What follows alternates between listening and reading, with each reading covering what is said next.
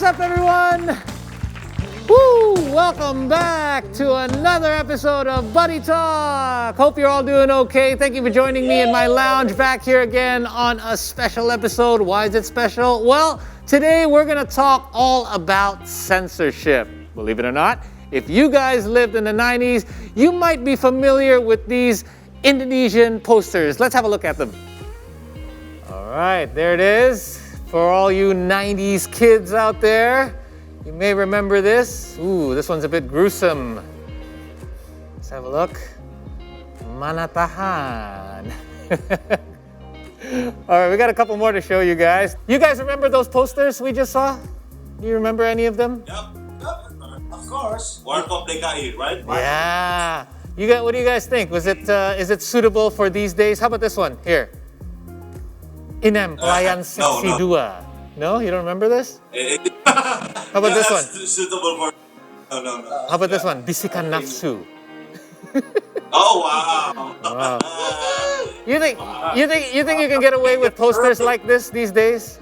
I don't know if we can see. I don't think we can see stuff like this anymore these days. Maybe we only see the titles these days. Maybe all the pictures will be all blurred out. In this episode, we're going to talk about censorship, and on Buddy Talk, we have invited someone who is responsible for all of these censoring of films, television, even commercials that you see on television as well. And sometimes you could say it limits what the audience can see. So without any further ado, let's now welcome the chairman of the Film Censorship Institute, otherwise known as LSF or Lembaga Sensor Film, Mr. Romi Fibri Hardianto. Mas Romi, come on in. Selamat datang ke ruang tamu saya. Thank you. Thank you. Silakan duduk dulu. Oke, hari ini kita banyak banget yang saya harus tanya-tanya Mas Romi. Jadi kita langsung aja ya. Bahas hari ini kita ingin ngobrol tentang censorship. Nah, terutama saya mau nanya dong di era 4.0 nih ya, era zaman sekarang nih. Mengapa Indonesia nih masih membutuhkan censorship? Ya, jadi lembaga sensor film ini adalah bukti kehadiran lembaga negara. Jadi negara hadir untuk memberikan literasi kepada publik atau masyarakat tentang film. Kalau memahami LSF sekarang itu tidak seperti LSF dulu, yang memang dulu itu kan seluloid. Jadi pita seluloid, not digital ya. Benar. Sehingga digunting, disambung, dipotong, disambung, kemudian dikembalikan pemilik film. Guntingannya, potongannya disimpan di kantor LSF. Nah, sekarang tidak begitu lagi LSF, apalagi ini sudah zaman digital. LSF itu kalau dulu berada di antara layar dan masyarakat, di sini LSF. Sekarang LSF lebih banyak peran untuk ini layar, ini masyarakat, LSF di sini, sehingga memberikan literasi, ya, bahwa tugasnya untuk memastikan ada adegan atau apa yang memang dalam hal ini ada pelanggaran undang-undang pornografi, porno aksi, nah itulah LSF hadir. Tapi masyarakat Indonesia emang tidak cukup dewasa untuk bisa mensensorkan secara mandiri gitu. Nah, memang ini tantangan terbesar kita ya, Paul. Sekarang ini kan kita tahu, kalau nonton di bioskop bahkan, yang sudah jelas tertulis 13 tahun, 17 tahun, 21 tahun. Tapi ketika masuk di studio, itu pada bawa anak kecil, ya kan? Udah filmnya action, keras, ya, levelnya dewasa, tapi mereka bawa anaknya yang kecil. LSF itu kalau menyensor film sekarang, Paul, sebenarnya lebih pada melakukan klasifikasi. Karena tidak bisa menggunting. Potong aja sekarang. Ketika film ditonton di layar, kemudian ada adegan yang mungkin itu melanggar undang-undang pornografi, porno aksi. Let's say telanjang. LSF hanya mencatat, time code sekian ada adegan telanjang. Dikembalikan kepada si pemilik film. Terserah pemilik film mau melakukan apa terhadap filmnya. Dia bisa potong, dia bisa revisi, dia bisa blur, whatsoever. Jadi ini sekarang udah dikasih tahu, ini di sini yang melanggar, it's up to yang pemiliknya untuk pemilik mau melakukan apa. Karena LSF sekarang itu lebih pada fungsi klasifikasi. Jadi film yang masuk itu dilihat diklasifikasikan. Oh, apakah ini cocok semua umur? 13, 17, 21, lebih ke sana. Rating ibaratnya rating. Catatan itu adalah yang betul-betul secara undang-undang not secure. Telanjang. Itu kan tidak mungkin muncul di layar bioskop kita. Benar. Jadi LSF bisa menerima appeal atau banding tadi untuk kemudian didiskusikan. Dicari jalan keluar seperti apa. Tapi dari LSF sendiri, dari proses awalnya nih, gimana cara menentukan sih yang ini misalnya klasifikasinya? Karena kan kalau jelas yang hitam putih seperti kita bilang, misalnya ada yang tidak pakai baju, kita tidak berpakaian, ya itu gampang untuk diklasifikasi atau di sensornya. Tapi yang lebih gray area gitu, siapa yang menentukan? Yang jelas bukan Mas Romi sendiri gitu. Ya, jadi guideline-nya seperti ketika film masuk itu disensor oleh tim di LSF. Anggota LSF itu ada 17, ketua dan wakil, jadi 15 anggota. Kemudian ada tenaga sensor yang membantu teknis, itu penyensoran ada 34. Dibagi dalam 5 studio. Nah sehari-hari 5 studio ini yang bekerja. Ada film masuk sensor studio 1, studio 2, urut gitu. Nah tim sensor inilah yang melihat film itu, meneliti, kemudian memberikan catatan ataupun penggolongan usianya. Nah setelah penggolongan usia, langsung ada di berita acara secara online. Jadi kita ini, LSF, kami ini sudah online semua. Mulai dari pendaftaran, pembayaran, penyensoran, sampai mengeluarkan surat tanda lulus sensor, itu online. Nah, itu sangat cepat prosesnya. Nah, ini sebentar, Mas Romi ada tamu nih biasa. Biasanya kalau ada tamu, pasti ada lagi yang ganggu gitu. Sebentar. Waduh, ini ada apa nih?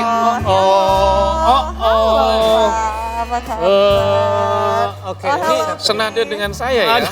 Senada, tapi jadi iya beda sedikit ya. Aduh ini. Ada suara apa gitu? Oh, is that for my hair? Yeah. Yes, dear. Oh, I know. That's why I'm here. He's the chairman of the censorship board. You know what I mean? Oh, what? And you think I should be censored? I'm just saying, maybe we should be a little bit more careful. Should I cover you up? What are you doing? Oh my gosh, Pak. Okay, you know what? Let's ask the pro. Gimana? Kenalan dulu, ini tetangga saya. Oh iya, Pak. Sering Apa banget kabar, ganggu-ganggu Pak? kalau saya lagi Iya. rekaman, maaf sekali ya. Pekerjaan saya adalah untuk mengganggu. Tapi kan kebetulan Iya, betul. karena ada Mas Romi di sini, kalau kayak gini Baritok akan kena sensor nggak nih? saya mulai khawatir nih. Aman-aman, mungkin bisa aman. untuk semua umur ya. Oh iya, untungnya. Jadi saya bisa, I can join you ya. Oh, iya. man. Terima Kinda kasih. alright, okay, we'll have a Apa seat. kabar, Pak? Baik, Goodness, Karina. okay. See, he's nicer than the so-called. So I have something for you. What is that? No, you're gonna ruin my outfit. Please get that away from me. No. Okay. No. Okay, alright. Ini aman ya, Pak ya? Aman, Perlu- aman. perlu sensor sih. Lagi pula ini sudah seminggu belum dicuci. Saya kira dia kedinginan, ya mau dikasih jaket. Pak, saya kan kalau misalnya, saya kan penggemar Netflix banget nih, Pak. Nah, mungkin kadang-kadang kan masih ada film yang ditayangkan Netflix ya mungkin agak masih kurang apa ya, appropriate gitu. Ada adegan telanjang mungkin ya, kamu Pak. aja yang ya. nontonnya Yang memang nyari ya. Ya kan, I wanna know, P. Don't interrupt me gimana gitu. Ya, jadi memang ini juga sekaligus untuk masyarakat kita ya, bukan hanya Karina nih. Oke. Kalau ada film yang memang tidak sesuai atau tidak appropriate lah, nggak pas proporsinya untuk yang bersangkutan, maka selayaknya tidak ditonton. Oke. Nah, dalam kaitan dengan Netflix dan juga jaringan informatika, itu LSF mengedepankan apa yang kami sebut dengan budaya sensor mandiri. Jadi kami mengajak masyarakat untuk membudayakan sensor mandiri. Kenapa? Karena kita tidak ngomong satu brand saja ya, tapi tayangan di jaringan informatika. Semua, baik yang berbayar ataupun for free. Iya. Ya. Yang itu tinggal sekali pencet tombol, itu sudah keluar, tayang. Kita nggak bisa melakukan apapun. Dan itu perkembangan teknologi yang tidak bisa dicegah.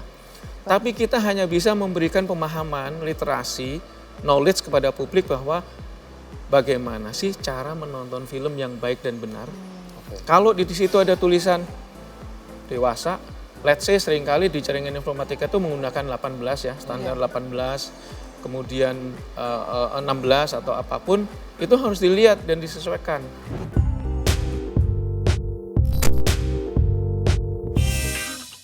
Di challenge ini kita ada beberapa adegan yang kita ingin nunjukin ke Mas Romi dan Mas Romi yang menentukan apakah ini akan lulus sensor atau tidak. Oke. Cut gitu. Adegan pertama ini adalah adegan telanjang, nggak pakai baju dan sedang lagi tiduran ya kayaknya ya. Kita lihat dulu deh. Apa? Coba kita lihat dulu klipnya. Nah ini dia. Wah ini dia. Mas Posisinya Romi ini seperti itu juga lumayan. Waduh ini lagi bertiga. Ya kan? Aduh, bertiga. Nah kalau kayak gini harus disensor nggak? Ini aman lah. Ini aman ya? Ini aman. Tuh kalau yang ini gimana? Ini lumayan kayak provokatif nih cara dia duduknya kan? Masih oke ya? Masih oke lah. Masih oke. Oke. Kalau yang ini kedua mungkin bisa lebih provokatif lagi. Coba kita lihat yang kedua. Nah, ini nih. Waduh, ternyata bicep. Ini orang lagi flexing. So ini sebenarnya memicu pertanyaan yang lumayan menarik ya. Kadang-kadang otak kita bisa lari kemana-mana kan. Betul. Sebenarnya adegan dia sendiri kan cuman ya ini lagi flexing aja. Betul. Tapi kan kalau kita cuma nunjukin awalnya klip doang kan orang bisa mikir kemana-mana nih. Betul. Nah ini gimana kalau ngadepin hal seperti ini? Gray area kan ini? Ini gray area, tetapi jelas ketika LSF tuh ketika melihat bukan hanya satu scene. Oke. Satu scene kemudian diberikan judgement. Oke. Ini boleh atau enggak itu enggak begitu. Harus dilihat konteks secara keseluruhan. Maka LSF ketika melihat itu film dari 0 menit sampai akhir, Paul. Jadi Karina itu kita nggak bisa nih, di tengah ini ada satu adegan, let's say apa, ciuman atau even adegan ranjang deh. Boleh nggak adegan ranjang? Saya nggak bisa jawab langsung. Harus lihat dulu konteksnya seperti apa. Karena kalau hanya lihat adegan ranjangnya nanti tafsirnya bisa beda. Nah LSF melihat itu secara utuh, secara kontekstual. Baru bisa memberikan judgement. Itu pun bukan pada menilai scene ini boleh nggak boleh, tapi scene ini cocok untuk usia berapa. Itu dulu yang pertama. Klasifikasi. Ini perubahan mindset yang besar-besaran, bahkan di LSF dan juga masyarakat. Nggak bisa melihat hanya berdasar satu scene. Karena pasti tafsirnya akan beda. Kalau tadi dipotong hanya satu scene, tiap orang melihatnya bisa beda itu. Yang ngeres, yang putih, ya putih. Kayaknya tiap orang gitu. mikirnya satu doang. Mas Romi, saya ada argumen dikit. Di mana justru kalau kita melakukan sebuah sensor nih ya, kayak misalnya di blur gitu. Bukannya itu bikin orang otaknya malah lebih berfantasi misalnya. Iya nggak sih? Padahal kalau nggak di blur, ternyata cuman itu doang. Walaupun agak sedikit kelihatan sesuatu gitu. Frankly speaking ya, LSF tidak pernah menyarankan blur. Oke. No, LSF tidak pernah menyarankan blur. Itu kan dari pemiliknya yang akhirnya melakukan dari pemiliknya, dari TV-nya sendiri. Tapi kalau blur, apalagi blurnya hanya bulat di tempat tertentu itu, orang malah berasosiasi. LSF nggak begitu. LSF tidak melakukan blur. Berarti itu dua yang lolos sensor nih ya. Ada satu lagi adegan yang kita ingin tunjukin, tapi yang ini live TV. Ayo kita lihat. Oh boy. Live juga, tapi we just gonna where you actually need. Come here. Oh, is this brand new? Yes, this is us on the big screen. Wow. It's making our debut. Who's that guy you were with? I saw you. What guy? Paul? The guy I caught you with. Oh, don't be ridiculous. You know I saw the messages on your phone. He's just a friend. I was trying to help him dare you? out. Friend. You're being ridiculous right now. Ridiculous? You know what? I don't have time for this. You are being a beep.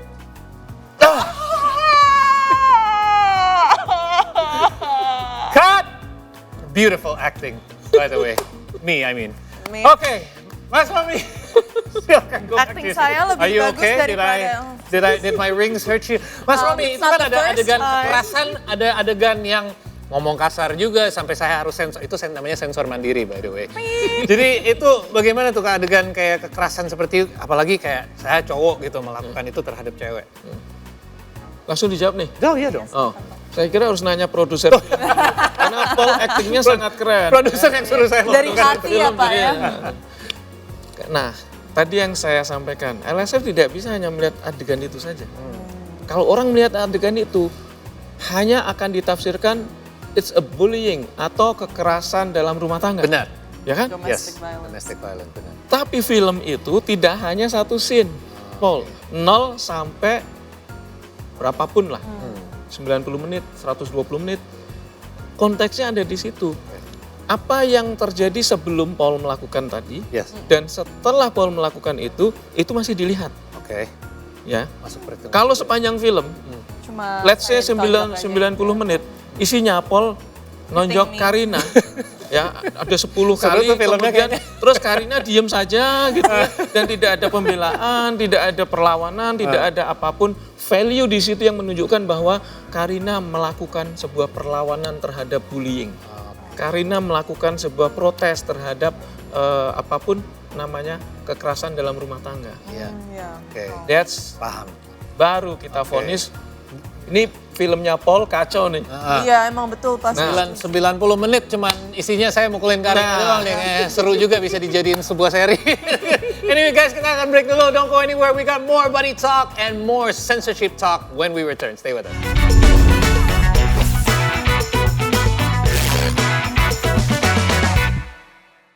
Still with us here on Buddy Talk. Kita masih bahas seputar LSF dan mungkin pertanyaan saya yang berikutnya nih Mas Romi. Dan mungkin sudah ada sedikit penjelasan mengenai kayak kenapa satu adegan itu bisa disensor. Tapi apakah itu alasannya kenapa kadang-kadang kita bisa lihat sebuah adegan misalnya ya ciuman di film A bisa lolos sensor tapi di film B tidak bisa. Apakah itu karena konteks, balik lagi ke konteks? Ya. Satu, konteks, jadi LSF itu melihat konteksnya. Yang kedua, klasifikasi usianya. Oke. Dan yang ketiga, kisi-kisi yang membuat LSF itu mengukur satu film, itu tidak item yang checklist sifatnya. Cium pipi, cium bibir, cium kening. Enggak begitu, Paul, cara melihat satu film. Tapi misalnya adegan kekerasan misalnya nih. Adegan kekerasan yang tidak berlebihan dan tidak berulang. Nah, ini kemudian ditafsirkan. Dalam bentuk filmnya kan macam-macam. Ya. Seperti apa sih yang tidak berlebihan, tidak berulang. Tapi kalau untuk 17, boleh berlebihan dikit. Tafsirnya kan berubah. Jadi item yang digunakan LSF untuk menyensor itu adalah normatif, bukan checklist. Maka ketika ada satu film ciumannya ada dan satu film ciumannya tidak ada, barangkali satu klasifikasinya beda. Yang kedua, ciumannya nggak mungkin sama. Iya benar. Barangkali kan ada dua nih pemahamannya. Satu, kalau soal adegan ya, entah ciuman atau adegan seks atau apapun, informatif. Jadi memang informatif, memang dia menunjukkan kasih sayangnya dengan ciuman. Kenapa nggak boleh gitu? Informatif. Yang kedua, eksploitatif. Udah tahu nih, ya sudah tahu nih kami penonton, kamu ini pasangan yang sedang dimabuk asmara, menunjukkannya dengan ciuman, oke. Tapi lu jangan bablas-bablasin terus. Jangan keterusan. 10 menit di situ adegan nggak habis-habis. Itu eksploitatif namanya. Nah, penilaian ini yang digunakan oleh LSF. Nah Pak, kalau misalnya ada mungkin beberapa film yang tidak lulus sensor filmnya atau mungkin ada adegan yang tidak lulus sensor. Pernah nggak sih Pak pemilik film coba melakukan suap gitu ke pihak Sopan banget nanyanya. LSF?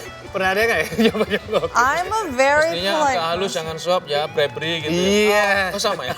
Sama aja. bribe, nyogok gitu. Iya benar. Ya kan? Menyogok lah Pak, biar tetap tayang gitu walaupun tidak menemui kriteria.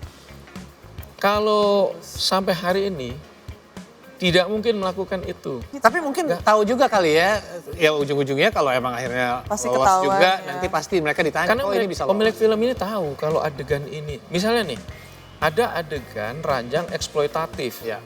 Taruhlah itu memang boleh nih, adegannya bukan telanjang murni ya. Kalau telanjang murni sudah pasti nggak boleh.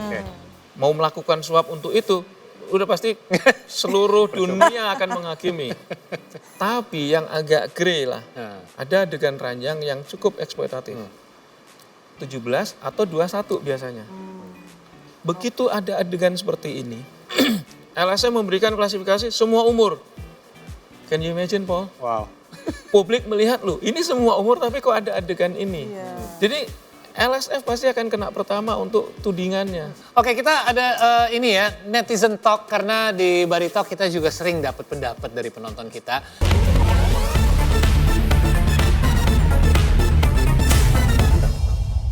Pak Romi, kemarin kan saya nonton kartun ya, kenapa tupai pakai bikini aja disensor? Emang orang nafsu liatnya? Kenapa tuh? Oke, ini ada tupai yang disensor dari SpongeBob ya kalau nggak salah. Yes, pakai bikini dia. Tapi itu kena sensor. Itu diprotes tuh sama netizen. Nah, netizen. Gimana tuh? Sangat wajar kalau netizen protes adegan itu. Oke. Tapi masalahnya bukan LSF yang melakukan itu. Oke. Tadi saya katakan LSF itu jarang sekali, bahkan tidak pernah menyarankan blur. Ya. Apalagi blur lokal. Bahkan film yang saya contohkan tadi di blur background-nya itu pun bukan saran LSF. Benar. Solusi dari mereka. Solusi dari mereka sendiri. Nah, jadi yang bisa saya katakan itu bukan LSF. Barangkali itu TV yang bersangkutan, ya. Sehingga pertanyaannya harus ke TV yang bersangkutan. Tapi masalahnya mungkin dari pendapatnya Mas Romi aja ya. Kenapa itu bisa jadi masalah? Misalnya sebuah hewan gitu menggunakan bikini, apakah itu bisa memicu imajinasi anak-anak untuk mikir yang enggak atau apa alasannya kira-kira? Saya nggak mau menghakimi yang melakukan blur terhadap film itu ya. Tapi itu menurut saya berlebihan lah. Oke, kita ada komentar lagi nih. Coba kita lihat lagi dari netizen talk. Pak Romi, saya Alia, saya tuh penggemar film, seneng banget nonton film, di bioskop juga sering. Tapi seringkali pas lagi nonton kok banyak yang kayaknya dipotong-potong gitu scene-nya. Akhirnya kan jadi nggak nyambung tuh, kayak jumping. Aduh itu ganggu banget deh. Padahal kan saya udah bayar buat nonton di bioskop, tapi banyak yang dipotong gitu jadi nggak enak banget, ganggu. Makasih. Ini kebetulan dari rekan kita juga dan saya tahu ini kejadiannya, dia nonton film Marvel. Dan itu di-cut dan agak loncat-loncat dia merasanya, jadi nggak smooth gitu. Itu gimana tuh? Alia ya? Ya, Alia. Jangankan Alia, kalau saya nonton di bioskop pun saya marah. Karena begini, LSF itu tidak pegang barangnya, tidak pegang filmnya. Jadi bagaimana mungkin LSF yang dituduh, bahkan dianggap memotong-motong film itu sembarangan. Sering terjadi tapi ya, pasti orang mikirnya kayak LSF. Ya, memang ini beban masa lalu bahwa dulu LSF itu memang gunting. Secara fisik. Karena pita seluloid. Sekarang sudah digital, LSF sama sekali tidak pegang barangnya. Intinya apa pesan Bapak mungkin dari bukan hanya dari LSF tapi mungkin dari Pak Romi sendiri deh. Masyarakat tuh harus mindsetnya tuh harus berubah seperti apa. Dimana sekarang harus lebih tanggung jawab lah, harus lebih be responsible, be self-aware, dan be more responsible. Ya. Kuncinya adalah literasi. Knowledge itu penting. Jadi masyarakat itu harus diberikan bekal informasi yang cukup. Ya. Baik, khususnya tentang film ya. Baik itu soal klasifikasi usia, penggolongan usia film itu, atau adegannya. By the way, untuk kayak film atau tontonan dewasa itu batas umurnya berapa sih? 18? Jadi LSF itu klasifikasinya ada semua umur, 13 tahun, 17 tahun, atau dewasa, 21 tahun dewasa. Jadi dewasanya ada 2. Oke, berarti buat Karina jangan nonton apapun yang klasifikasinya di atas 17 tahun lagi ya mulai dari sekarang. Oke guys, that does it for our conversation here on Buddy Talk. Thank you so much for joining us. Mas Romi, terima kasih banyak.